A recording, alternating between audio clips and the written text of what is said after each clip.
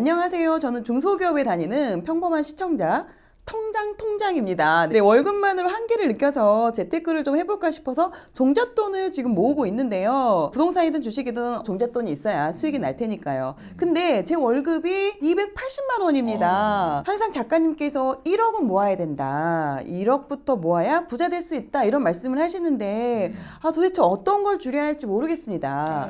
딱히 사치나지도 않고 있고요. 오마카세 가본 적도 없고요. 취미도 딱히 없습니다. 고소득자가 아닌 저 같은 평범한 사람도 1억을 모아야 하나요? 라는 이런 사연이 왔습니다. 본인이 정답을 알고 있는 것 같아요. 월급이 250밖에 안 되니까 빨리 1억을 모아야 되는 거죠.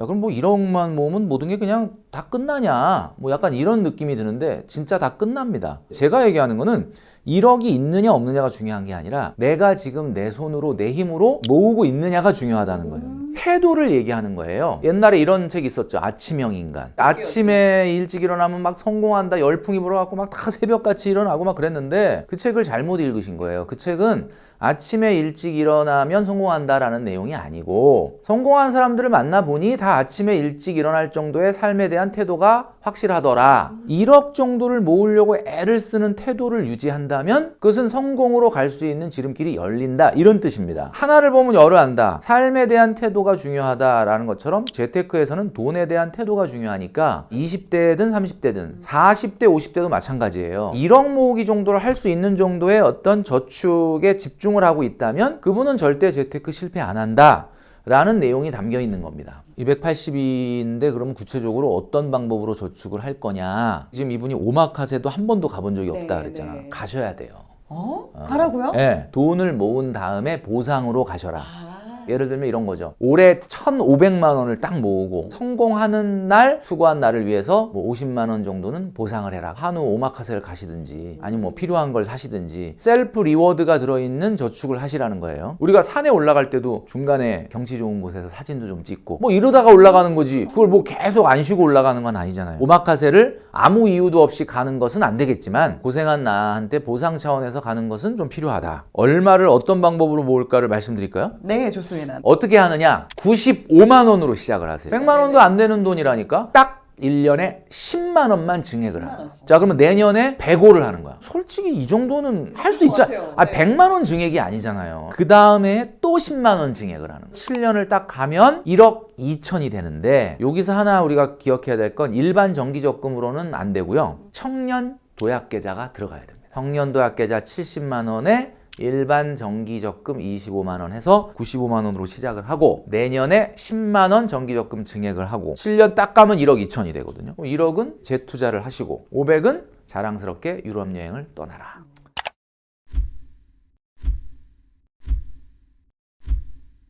좀 충동소비 약간 이게 좀 심했어요. 거의 맨날 진짜 시키죠. 맨날 시켰네. 그거 한 번 시키면 2만 원 기본됩니다. 지출 93%잖아.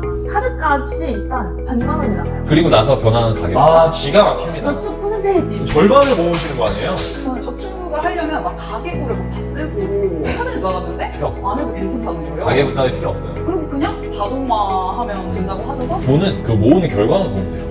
저축하는 시스템을 확 짜버리잖아요. 그럼 돈이 안 모일 수가 없거든요. 와, 대박이다. 내가 돈을 이렇게 모을 수 있는 사람이었다니 가슴이 두근거리고 내가 이 돈을 모아서 반드시 뭘 하고 말겠다. 1,000만 원으로 할 수 있는 거, 5천만 원 할 수 있는 거, 1억으로 할 수 있는 거 이런 거. 동생이랑 더 좋은 월세집에 가는 수준이 아니고 동생이랑 집을 사서 살 수도 있어. 요걸 안 하고 친구들이 뭐 어디 놀러 가자, 뭐 먹으러 가자, 뭐 쇼핑하러 가자라고 할 때 그놈의 자존심 때문에 그래 그러고 따라가면 자존심은 세울지 모르지만 자존감이 떨어집니다. 95만 원 정도로 저축을 시작을 하면 된다라고 말씀해 주셨는데 생활비나 이런 걸 이제 활용을 하게 되잖아요. 어디에 어느 정도 써야 되는지 기준을 좀 정해주면 이제 소비하는 데서 좀 더 좋지 않을까. 식생활비가 30% 이내가 돼야 된다라고 제가 얘기했는데 이 식생활비를 우리가 보통 엔겔 지수라고 많이 하는데 엔겔 지수는 소득이 올라갈수록 떨어져요. 왜냐면은 뭐 부자라고 그래서 뭐 10끼 20끼 먹는 건 아니니까. 그런데 일단 기본적으로 봤을 때 500만 원 미만의 1인 가구인 경우를 기준으로 제가 30%를 얘기한 건데 아무리 식생활비를 적게 써도 한 6, 70만 원은 들어가거든요. 그러니까 나는 그러면 소득 100만 원인데 그러면 30%면 30만 원만 갖고 먹으라는 얘기나 그런 뜻은 아니고 기본적으로 절대액이라는 건 필요하죠. 근데 이제 문제는 웬만큼 500만 원 이상의 고소득이 아니라고 한다면 소득에서 30%가 넘지 않도록 해라 라고 하는 거는 막 절약을 해라 절제를 해라 이렇게 하면은 많은 분들이 아우 뭐 이렇게 궁상을 떨어 이렇게 얘기하는데, 궁상을 떨라는 게 아니라 돈을 절약을 하는 모습을 통해서 자신이 돈에 대한 태도를 다시 한번 확인하는 거예요. 그러니까 여러분들 제가 절약 절제 이러면 뭐 그거 뭐 절약해봐야 10만 원 20만 원밖에 안 되던데요 라는 그 금액이 중요한 게 아니라 여러분들의 돈에 대한 태도를 바꿀 수 있다.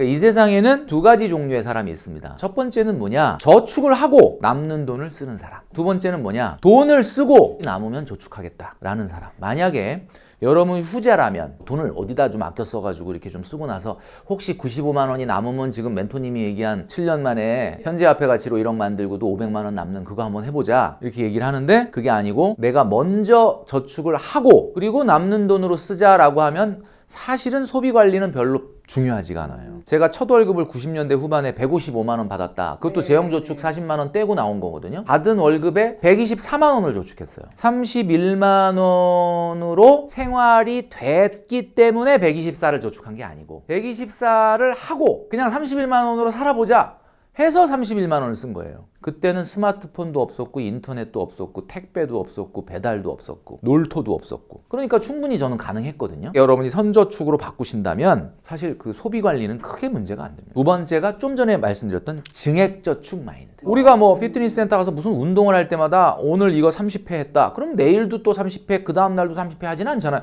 30회가 좀 가볍게 되면 35회를 해볼까 뭐 이렇게 생각하잖아요. 이건 당연히 자연스러운 거거든요. 그 다음에 정기저축을 해야 돼요. 생각날 때마다 하면 안 돼. 월급날 자동으로 뺏어가는 그런 저축을 해야 된다. 명확한 목표가 있는 이런 4-5가지의 마인드를 여러분들이 갖게 되면은 누구나 1억 만들기 재밌게 할 수가 있다. 그리고 누군가한테 얘기할 때 자랑스럽게 얘기하십시오.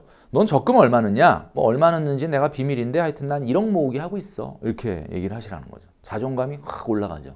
내가 이번 달에 딱 95만 원 한 달치만 냈는데 벌써 생각은 1억 갖고 어떻게 그 다음에 무슨 투자를 하고 어떻게 할까 이 생각을 하는 거예요. 저축은 이렇게 즐겁게 하셔야 된다. 근데 이런 것도 있을 것 같아요. 우리가 일상에서 정말 관과하고 있는 소비 습관들이 또 은근히 많거든요. 이런 소비 습관을 좀 없애야 된다라는 게 있다면 어떤 게 있을까요? 그러니까 근본적으로 못 고치는 소비가 있어요. 제가 그러면은 간과할 수 있는 그 소비 10가지를 쭉 한번 말씀드릴게요. 자,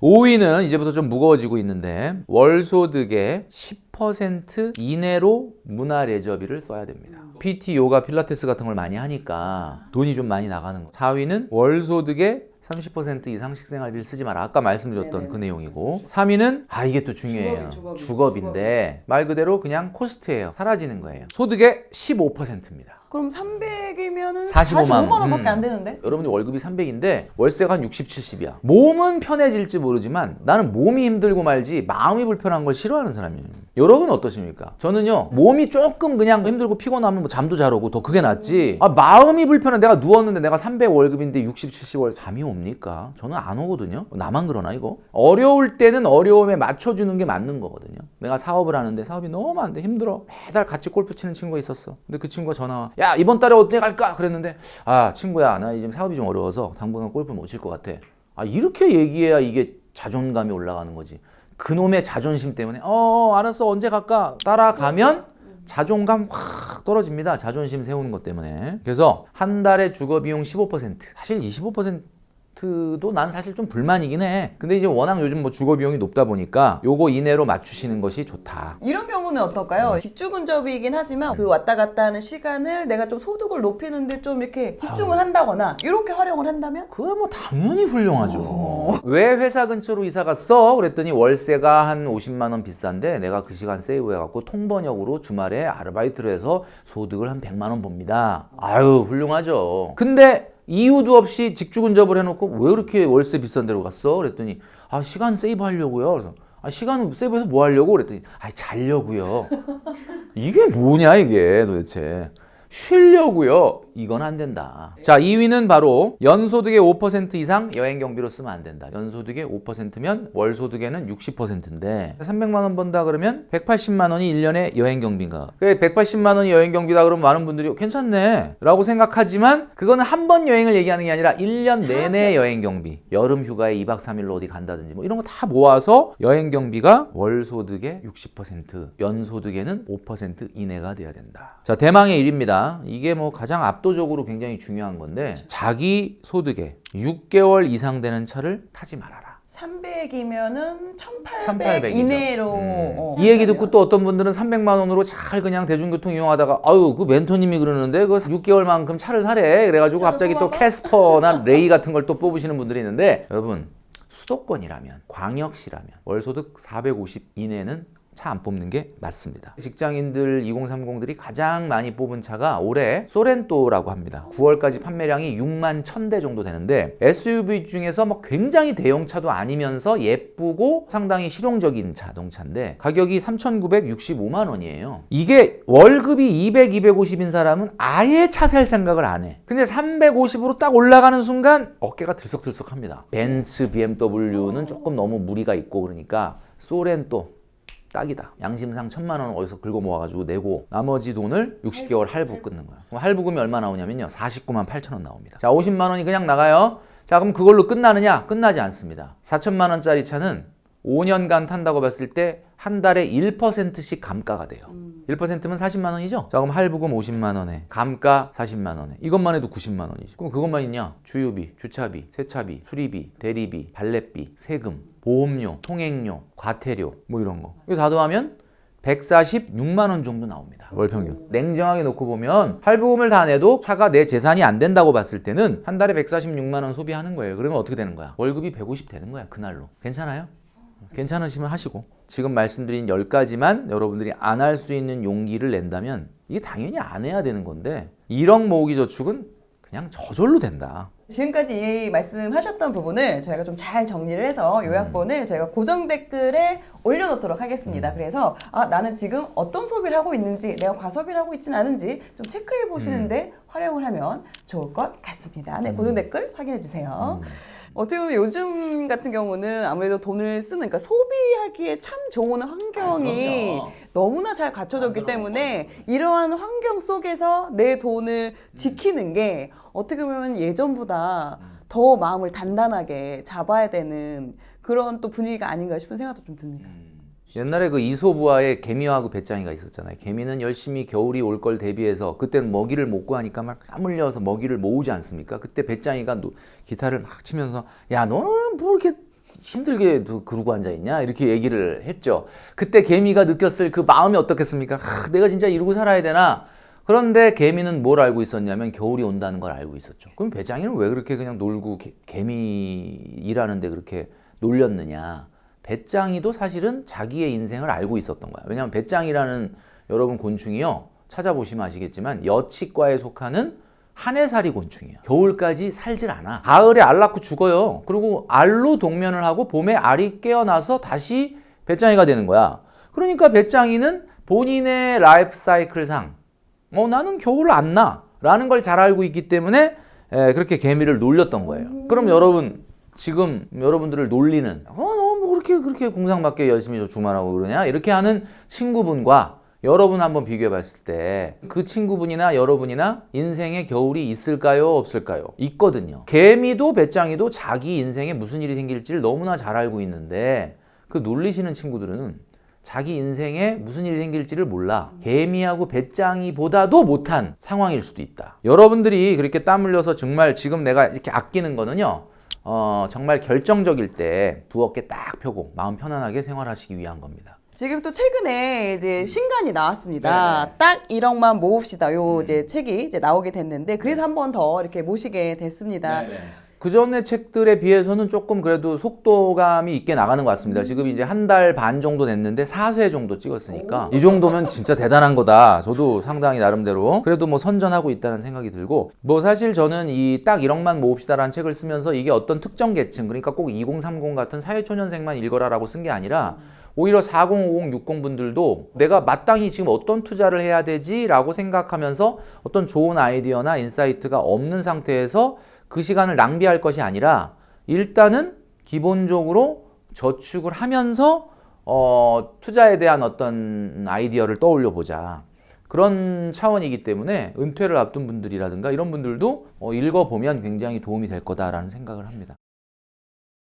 개인적으로 이거에 1시간이 넘는다. 상당히 본인 의사와 관계없는 소비 생활을 할 가능성이 매우 높습니다. 모방 소비, 우리가 디토 소비라고 하거든요. 이 인스타그램에 나타난 셀럽이 어떤 모자를 썼어. 너무 예쁘다. 똑같이 쓰면 나도 그 셀럽 같은 느낌이 나지 않을까. 요즘 또 유행하는 게 듀프 소비라는 게 있습니다. 어떤 느낌이 나는 거, 맛이 나는 거, 필이 있는 거, 뭐 이런 거예요. 가성비 있게. 이러다 보면은 굉장히 불필요한 것들을 많이 사드릴 수밖에 없다. 심리학에서 파노플리 이펙트라는 게 있습니다. 상류층이 소비하는 거를 나도 똑같이 소비하면 나도 그들과 동일한 집단에 소속된 것 같은 느낌을 갖게 하는 효과가 바로 그런 것들이 좀 혼재되어 있는 거고, SNS 자체가 문제는 아닌데 얼마나 시간을 쓰고 있느냐. 1시간이 넘는다 그러면은 의도적으로 요걸 좀 줄일 필요가 있다라는 거죠. 또 이런 것도 있던데, 이런 말버릇을 쓰면은 돈을 절대 모을 수 없다. 여러분도 한번 체크를 해보세요. 제가 지금 10가지 얘기할 건데 몇 가지나 해당되는지. 고생한 나에게 보상해야 돼. 이게 바로 요거 내가 내 입으로 이렇게 바깥으로 내뱉진 않아도 머릿속에서 한번 이렇게 딱 생각을 자주 한다. 그러면 요거 문제가 있을 수 있습니다. 왜 그러냐면 고생한 사람한테 주어지는 참된 보상은 일을 잘 끝낸 보람과 성취감입니다. 그걸 왜 소비로 보상을 해야 되는지 잘 모르겠다. 두 번째, 지금 아니면 언제 해보겠어. 본인이 이 소비가 잘못됐다는 거를 너무나 잘 알아. 그러니까 이런 말을 하는 거예요. 근데 그 소비를 단박에 정당성을 부여하는 마법 같은 용어입니다. 세 번째 말은 인생은 단 한 번뿐이다. 이런 얘기를 하면은 안 된다는 거죠. 왜냐면 그렇게 따지면 우리가 오늘 살아가는 하루하루가 다 처음이에요. 모든 게 이 세상에 다 처음이지 뭐 오늘 뭐 반복되는 오늘이 있어요? 그거 아니잖아요. 삼가하시는 게 좋겠다. 네 번째는 이거 진짜 치명적입니다. 인생 뭐 있냐? 이거 말끝마다 인생 뭐 있냐 하는 친구들이 있어요. 제가 직장 다녔을 때도 그렇고 제 주변 뭐 동료분들이나 아니면 회사 사람들 아니면 뭐 친구들 봤을 때 이 말을 이렇게 입버릇처럼 하시는 분 치고 경제적으로 여유 있는 분은 그럼 못 없죠. 봤습니다. 못 그러니까 봤습니다. 만약에 주변에서 여러분 인생 뭐 있냐라는 말을 즐겨 사용하는 분들이 있다면 그 친구를 당장 멀리 하십시오. 근데 여러분이 많이 하고 있다고요? 그러면 여러분이 그 친구를 위해서 좀 멀리 해주세요. 농담으로라고 얘기하기에는 너무나 무책임한 말이다. 그리고 사람이라는 거는 의식적으로 자기가 하는 말대로 하게 돼 있어. 그러니까 이런 말 좀 장난으로라도 하지 마라. 다섯 번째는 내가 큰 맘 먹고 이거 한다. 큰 마음은 독립투사가 집을 나설 때 먹는 게 큰 맘이고. 큰 소비를 할 때 이렇게 이야기를 하죠. 그러니까요. 차를 산다거나. 아니 뭔 큰 맘을 뭐 한 10년에 한 번 먹어야 큰 맘인데 뭐 큰 맘을 뭐 한 달에도 10번씩 먹어. 이건 아니죠 이거. 자, 그다음에 여섯 번째. 이건 안 사면 손해다. 할인 많이 하는 거. 1+1 이런 거. 뭐 이런 거. 반값 할인 뭐 맞아요. 이런 거. 반값 할인은 난 별로 안 좋아해요 저는. 왜냐면 반값 할인을 하면 와 반값 할인이네가 아니라 그럼 여태까지 반값 팔 수 있었던 걸 100% 다 받았던 거야? 이런 나쁜 놈들. 약간 이런 느낌이 들어요 저는. 싫어합니다 그런 거. 그다음에 일곱 번째는 이거 하나만큼은 좋은 걸로. 차에도 이렇게 얘기하는 그러네. 경우. 차 왜냐면 하나만큼은- 안전성 때문에. 좋은 걸로 해야 된다. 그럼 나쁜 걸로 하는 건 도대체 뭐야? 좋은 걸 하나 하겠다는 건 나머지 9가지가 좀 별로인 걸 하고 그래야 좋은 거가 느껴지는데 뭐 살 때마다 다 이거 하나만큼은 좋은 걸로. 이거는 말도 안 되는 얘기인 거죠. 자, 인생에서 단 한 번뿐인데 라는 말. 주로 결혼할 때. 근데 솔직히 인생에 단 한 번뿐일지는 좀 지켜봐야 하는 거 아닙니까? 그죠? 요즘 뭐 결혼도 많이 하고 이혼도 많이 하는데 사실 뭐 인생에 단 한 번뿐일지 두 번일지는 알 수가 없는 일입니다, 여러분. 그러니까 인생에 단 한 번뿐인데 라는 말은 좀 자제를 해야 되겠다. 첫 아이 낳았을 때. 그렇지. 우리 애가 뭐 2명, 3명도 아니고 애 하나인데 그게 다 근데 아이를 위한 것 같다라고 포장을 하지만 아이는 그게 뭐 좋은 건지 나쁜 건지 몰라. 그냥 다 엄마 아빠의 그냥 마음이야. 그죠? 요즘 뭐 영유가 굉장히 기본이라고 그러는데 영유 보내봐야 애가 영어를 더 잘한다고 보기가 어려워요. 그냥 내가 너 영유 보냈다. 다 누구한테 얘기할 때 우리 애가 말이야 영어 유치원. 그 다 자기 만족이지 자녀를 위한 게 아니다라는 거예요. 아홉 번째는 내가 이거 하려고 돈 벌었지. 이런 말버릇도 별로 좋은 건 아니다. 마지막 10번째는 내가 이것도 하나 못하냐? 이런 것도 이거 하나 내가 못하냐? 이렇게 요런 얘기들을 10가지를 계속 하다 보면은 아무리 이 월부 영상을 보고 마음을 다잡았다가도 그 마음을 싹 없애버리는 그런 효과가 있는 10가지 단어다.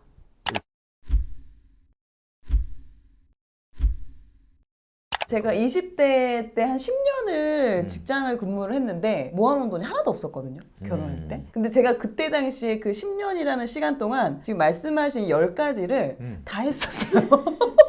거 보세요. 그렇게 10가지를 다 했는데 이렇게 회생이 가능합니다. 그거를 발전이 이제 다 가능합니다. 지우고 그 이걸 다 10가지의 말을 지우고. 말버릇을 다 지우고 이제 다시 이제 시작을 하게 됐던 거죠. 근데 요거 지금 정말, 10가지를 다 반대로만 얘기해 보세요. 반대로 해요. 인생 뭐 있지? 인생은 정말 특별하게 만들어야지. 뭐 이런 식으로 얘기한다든지. 내가 뭐 이거 하려고 돈 버는 건 아니지. 뭐 이런 식으로.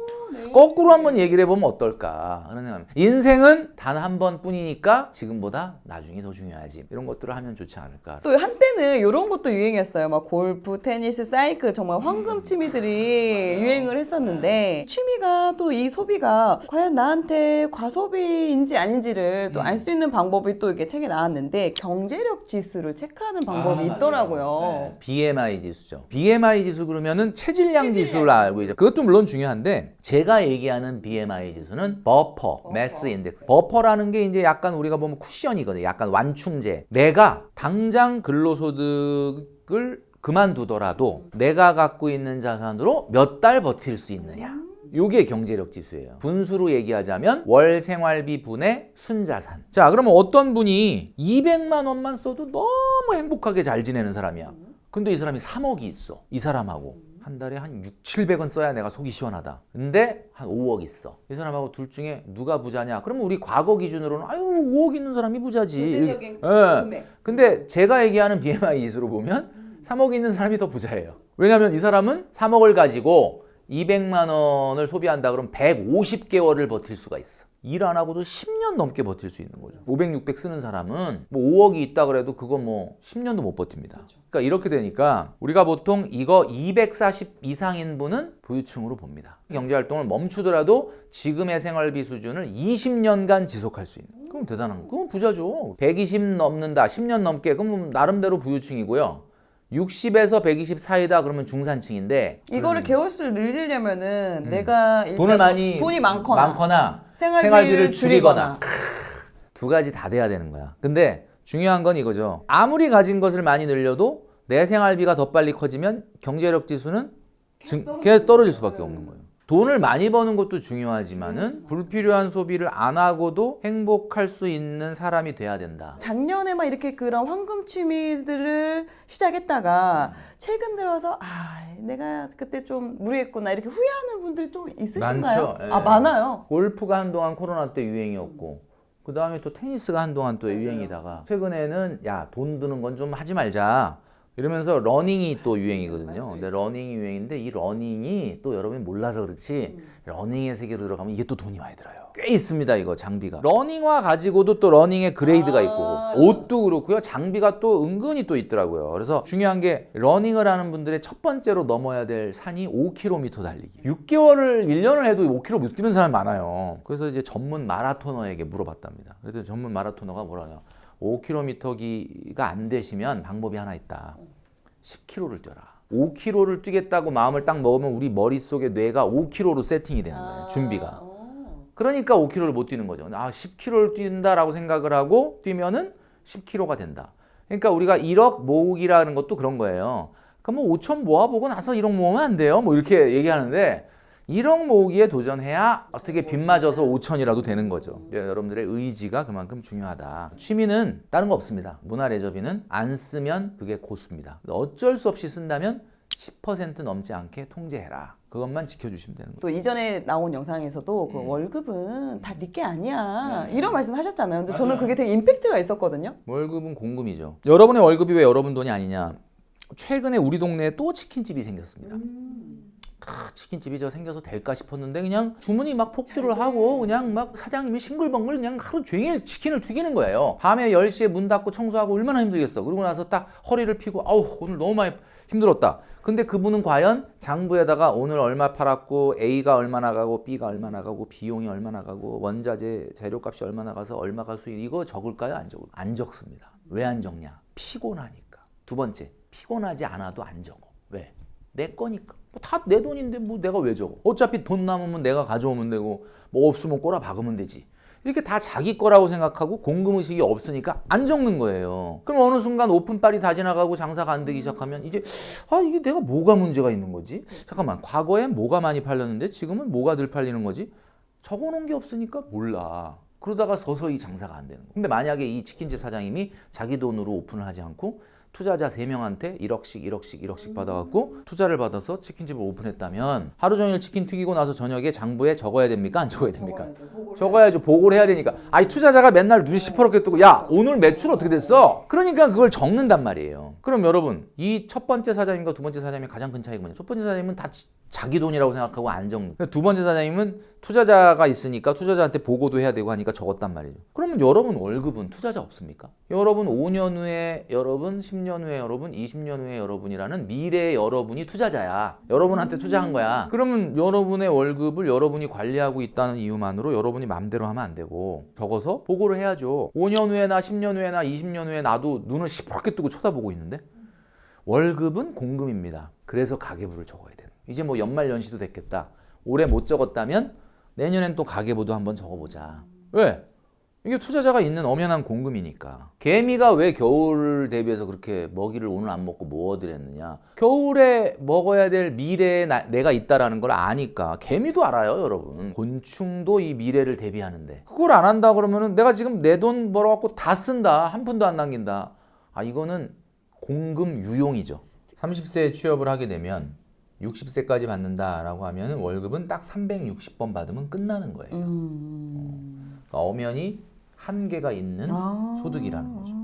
이거 생각 안 하고 사는 분들 많습니다. 그죠? 그러니까 그걸 생각했을 때 공금처럼 관리해라. 역대급 대공황이 온다라는 이런 기사들이 좀 연이어 쏟아지니까 좀 불안한 마음이 있는데요. 근데 오히려 이런 위기보다 더 심각한 위기가 따로 있다라는 말씀을 좀 하셨더라고요. 한국 경제의 가장 큰 문제는 가계부채 1900조와 자영업자 부채 400조에 육박하는 이런 부채 문제가 여기에 내고 있는 이자로 인해서 전혀 내수가 진작될 가능성이 없는, 크게 나아질 것 같지 않거든요. 뭐 금리 인하라는 게 생각보다 그렇게 이루어질 가능성이 조금 적어졌죠. 최근에는 연준이 2번에 걸친 금리 인하가 있었음에도 불구하고 시장 금리는 낮아지지 않고 높아지고 있고, 그러다 보니까 한국은행도 시원하게 금리를 낮춰서 뭔가 내수를 진작하기에는 환율이 뭐 한 1,300원이라 그러면 환율 올라가더라도 경기를 살리자 뭐 이러면서 금리를 낮추는데 환율이 1,400원대다. IMF 때가 기억이 나는 거예요. IMF 때가 금융위기 때랑 가장 다른 게 뭐냐면 금융위기는 신용경색 위기였어요. 그런데 IMF는 달러 유동성 위기. 그러니까 달러가 없는 거야.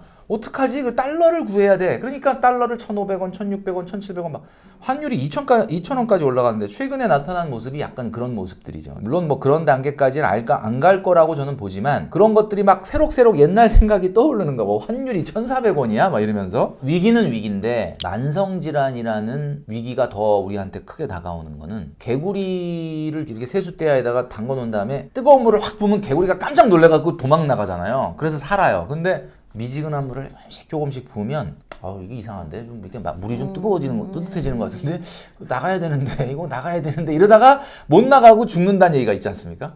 그러니까 만성질환이라는 게 이런 거야. 어쩌면 위기가 만성화되다 보면 그냥 어려운 게 하루 이틀이냐 이러면서 변화하려고 안 할 가능성이 높다는 거죠. 그러니까 더 큰 위기를 초래할 가능성도 있다. 이 위기는 여러분뿐만 아니라 대한민국이 좀 각성을 하고 대출 좀 줄여야 돼요. 이거 너무 많아요. 재테크를 투자하기보다는 오히려 예를 들어서 빚이 있다면 이걸 먼저 청산을 하고. 그러니까 모든 일반론으로 말씀드릴 수는 없습니다. 이 상황에 따라 다르긴 한데 기본적으로 봤을 때는 지금 전혀 투자를 안 하고 있다가 최근에 뭐 코인도 오르고 주식도 오른다는데 이제라도 할까? 제가 봤을 땐 늦었습니다. 이렇게 오른 가격에 새롭게 시작을 한다는 것은 엄청난 부담일 가능성이 높아요. 기본적으로 돈을 모으면서 대출을 상환하면서 여러분들의 재무 구조를 좀 건전하게 바꾸는데 올인을 해라. 제가 뭐 이런 이야기를 하기 전에 아주 뚜렷한 본인의 투자에 대한 목표나 아이디어가 있는 분들은 아마 알아서 하실 거라고 봅니다. 고민하지 않겠죠. 고민하지 않죠. 그런데 어떻게 해야 돼? 월부에 좀 물어보자. 월부가 얘기하는 걸 참고하자라고 해서 내가 이야기를 해야 되겠다라는 정도의 상태라면은 제 얘기를 들으십시오. 재테크에서는 돈에 대한 태도가 중요하니까 20대든 30대든 40대 50대도 마찬가지예요. 1억 모으기 정도를 할 수 있는 정도의 어떤 저축에 집중을 하고 있다면 그분은 절대 재테크 실패 안 한다. 구체적으로 어떤 방법으로 저축을 할 거냐. 예를 들면 이런 거죠. 올해 1,500만 원을 딱 모으고 성공하는 날, 수고한 날을 위해서 뭐 50만 원 정도는 보상을 해라. 한우 오마카세를 가시든지 아니면 뭐 필요한 걸 사시든지 셀프 리워드가 들어있는 저축을 하시라는 거예요. 우리가 산에 올라갈 때도 중간에 경치 좋은 곳에서 사진도 좀 찍고 뭐 이러다가 올라가는 거지. 그걸 뭐 계속 안 쉬고 올라가는 건 아니잖아요. 오마카세를 아무 이유도 없이 가는 것은 안 되겠지만 고생한 나한테 보상 차원에서 가는 것은 좀 필요하다. 얼마를 어떤 방법으로 모을까를 말씀드릴까요? 네, 좋습니다. 어떻게 하느냐? 95만 원으로 시작을 하세요. 100만 원도 안 되는 돈이라니까? 딱 1년에 10만 원만 증액을 하는 거야. 자, 그러면 내년에 105를 하는 거야. 솔직히 이 정도는 할 수 있잖아. 아, 100만 원 증액이 아니잖아요. 그 다음에 또 10만 원 증액을 하는 거야. 7년을 딱 가면 1억 2천이 되는데 여기서 하나 우리가 기억해야 될 건 일반 정기적금으로는 안 되고요. 청년 도약계좌가 들어가야 됩니다. 청년 도약계좌 70만 원에 일반 정기적금 25만 원 해서 95만 원으로 시작을 하고 내년에 10만 원 정기적금 증액을 하고 7년 딱 가면 1억 2천이 되거든요. 1억은 재투자를 하시고 500은 자랑스럽게 유럽 여행을 떠나라.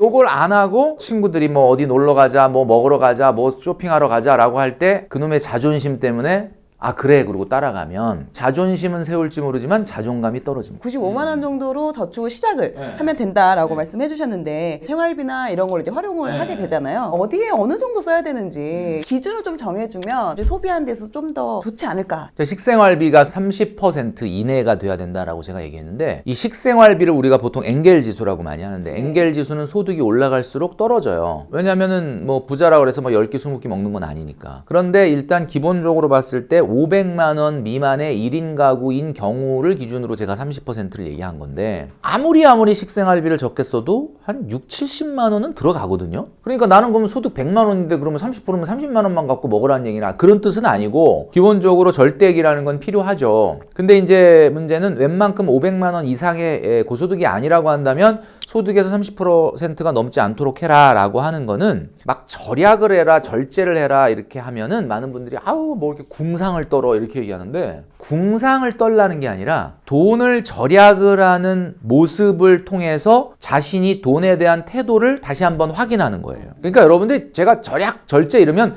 뭐 그거 뭐 절약해봐야 10만 원 20만 원밖에 안 되던데요 라는 그 금액이 중요한 게 아니라 여러분들의 돈에 대한 태도를 바꿀 수 있다.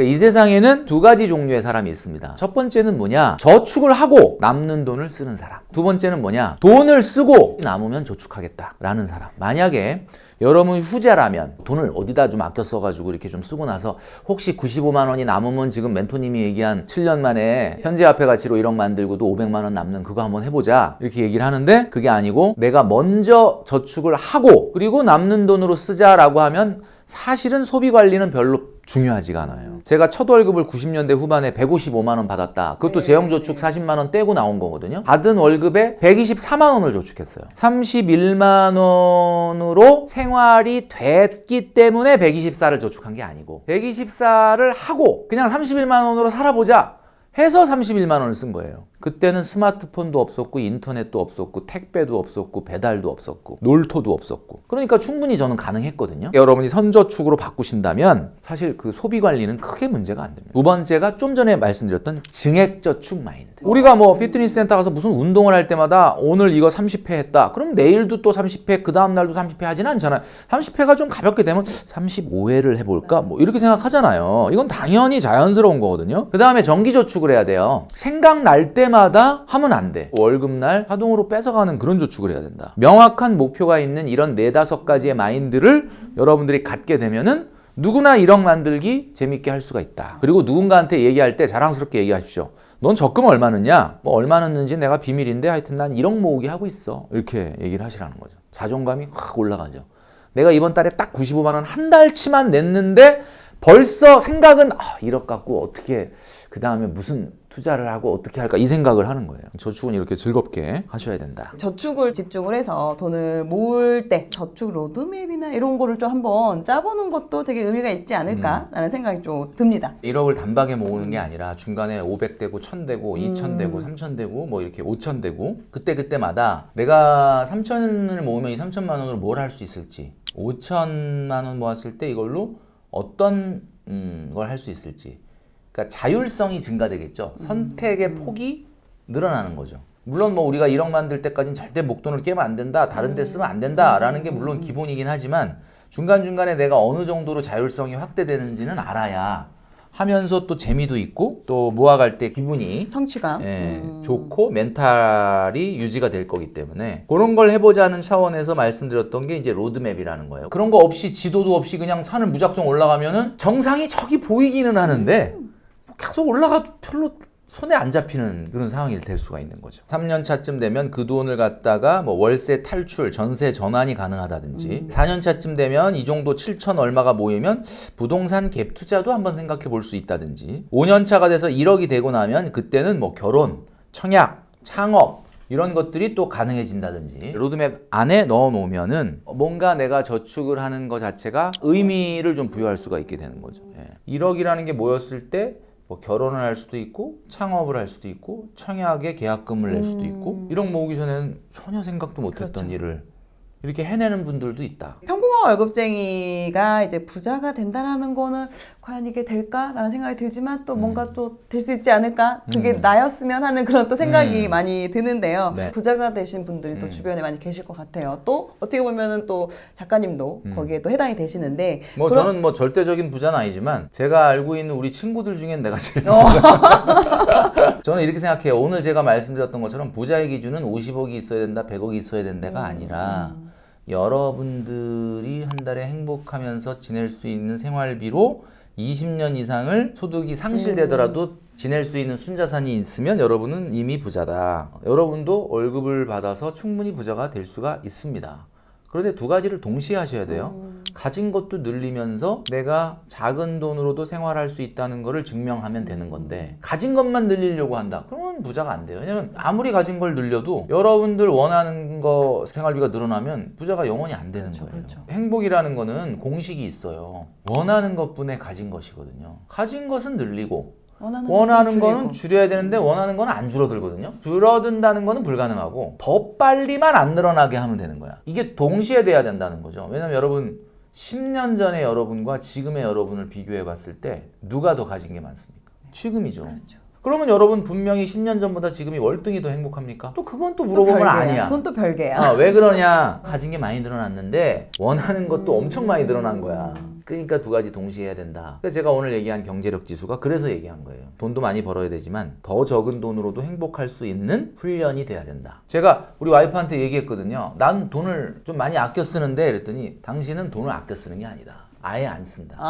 그러니까 내가 뭐 갖고 있는 좋은 물건이 있다 그럼 다 와이프가 사준 거야. 한마디로 얘기하면 나는 그럼 왜 이렇게 돈을 안 쓸까? 안 쓰는 거 자체가 행복한 거야. 쓰는 거가 별로 기분이 안 좋아. 돈이 없어지고 줄어드는 게 별로 기분이 언짢아. 100억 정도 있으면 람보르기니 한 대 뽑을 것 같지만 100억 있는 사람을 만나러 가보세요.